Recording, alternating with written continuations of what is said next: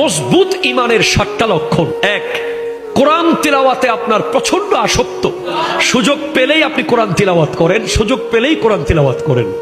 সুবহানাল্লাহ, জোরে জোরে বলেন। 2, নবীজির মুহাব্বত,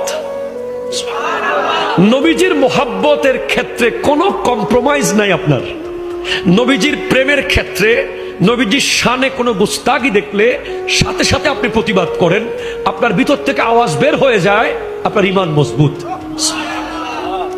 3, গরিব মিসকিনদের ক্ষেত্রে আপনার হাত খোলা, আপনি কৃপণ নন, যখন যা পান সামর্থ্য অনুযায়ী দিয়ে দেন। 4, কোন পাপ করার পরে গিল্টি ফিল করা, কি করলাম, হায় আফসোস কেন করলাম, এই পাপটা আমি কেন করলাম, এই যে আফসোসটা ভিতর থেকে যদি আসে, আপনার ঈমান মজবুত।